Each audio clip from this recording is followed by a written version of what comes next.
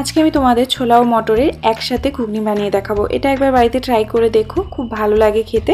তো আমি এখানে ছোলা মটরকে হলো 5 থেকে 6 ঘন্টা জলে ভিজিয়ে রেখেছিলাম। তারপর আমি প্রেশার কুকারে এটা সেদ্ধ করব। এখানে আমি ছোলা মটর থেকে হাফ ইঞ্চির মতো উপরে জল রাখলাম, আর এখানে আমি দিয়ে দিচ্ছি লবণ, দিয়ে এটাকে সেদ্ধ করব।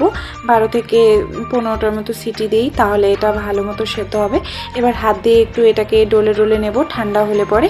তারপর মিক্সিং জারে আমি পেঁয়াজ, আদা, রসুন, লঙ্কা, টমেটো নিয়ে নিচ্ছি পরিমাণ মতো।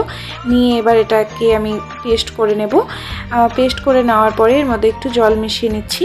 আর এখানে হলো আমি সর্ষের তেলের মধ্যে দিচ্ছি আলু, ছোটো ছোটো করে টুকরো করে রাখা আলুটাকে ভেজে নিয়ে এর মধ্যে দিয়ে দিচ্ছি জিরে আর বেটে রাখা মশলাটা দিয়ে এবার হলো এটাকে নেড়ে চেড়ে নেব। যখন ফুটতে শুরু করবে মশলার জলটা, তখন এর মধ্যে হলুদ গুঁড়ো, জিরে গুঁড়ো, গরম মশলা গুঁড়ো আর দিচ্ছি লঙ্কা গুঁড়ো দিয়ে পুরো জলটা শুকিয়ে নেব। আর তারপর দিয়ে দেবো এর মধ্যে লবণ আর চিনিটা স্বাদের জন্য, দিলে টেস্টি হয়, তোমরা অবশ্যই দেবে চিনিটা।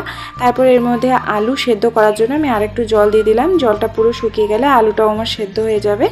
এবার আমি এর মধ্যে দিয়ে দেব সেদ্ধ করে রাখা ছোলা মটরগুলো দিয়ে ভালোভাবে এটাকে হলো অনেকক্ষণ ধরে মিশিয়ে নেব।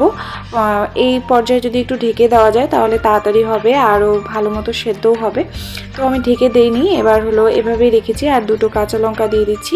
এবার পুরো জলটাকে আমি শুকিয়ে নেব। ছোলা মটরে পুরো জলটাকে শুকিয়ে নিলেই দেখো ঘুগনিটা আমার রেডি হয়ে যাবে।